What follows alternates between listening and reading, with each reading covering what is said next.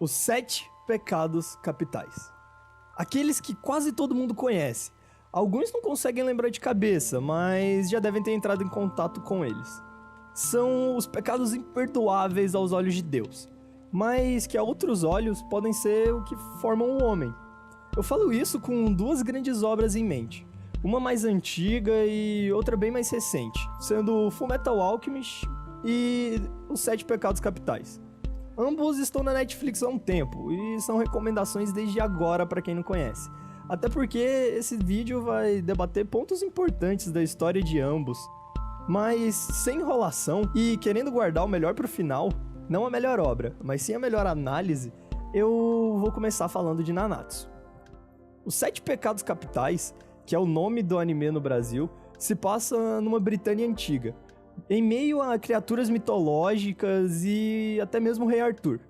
Então, não é estranho você entrar na obra e se deparar com os 7 pecados, uma ordem de cavaleiros sendo vilões. Porém, que surpresa é, já no primeiro episódio, quando você descobre que não é bem assim. O pecado da ira do dragão se prova um druida muito bem-humorado, com um compasso moral muito bem guiado e que ajuda quem precisa sem pensar em lado algum. E ao longo da descoberta dos próximos integrantes dessa ordem, que se percebe que cada um deles, na verdade, é bom. Todos receberam a sua marca por motivos até óbvios, mas isso não tira a humanidade deles. Na verdade, é o oposto disso. A preguiça do urso, que ao se entediar um pouco, abandonou seu povo e não conseguiu defendê-los, ficando com fome de traidor e preguiçoso.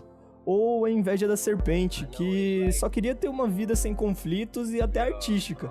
O orgulho do leão, que se deixa levar pelo sentimento e acaba perdendo o controle. A gula do porco, que só queria mais poder e conhecimento. A luxúria da cabra, que sem entender o que é existir, age sem consciência das suas ações. Mas, por fim, o melhor dos pecados. A ganância da raposa, que só queria conquistar riquezas. E depois a vida eterna, mas que acabou encontrando alguma coisa maior e agora só anseia por ter o amor da vida dele de volta. É cada um com um traço de humanidade muito bem afirmado, cada um com o seu propósito e ajudando o povo à sua volta por onde passam, se aceitando e sendo aceitos, mesmo que com o seu pecado estampado em seus corpos.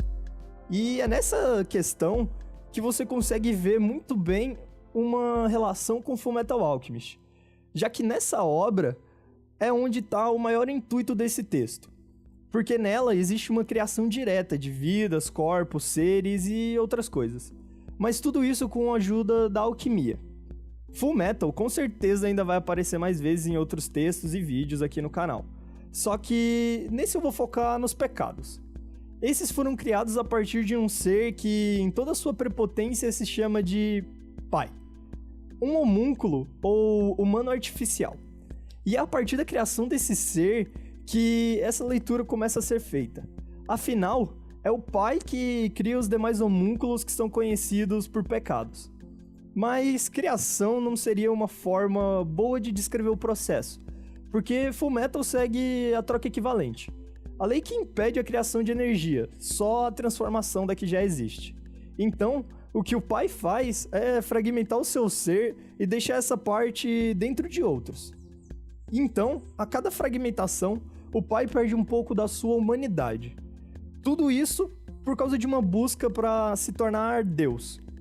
E é por essa razão que quando ele faz a sua primeira aparição na obra, a sua forma de agir, de se portar, parece até mesmo robótica, já que cada um dos seus filhos agora agem como humanos. Eles que tornavam o Pai humano. É então os pecados que demonstram um ímpeto, uma emoção, um pensamento. São eles que fazem coisas, são eles que são mutáveis, que raciocinam, enquanto o Pai já não passa de uma coisa, que já não dá nem para dizer que está vivo, assim como seus filhos. Um ser que continua a existir com nada mais do que lembranças e indiferença. Um oposto completo do que é a verdade. E são essas formas dissonantes da comum de ver os pecados que só poderiam vir de uma cultura tão diferente da nossa. Uma cultura que condena outras coisas, que tem os seus próprios pecados.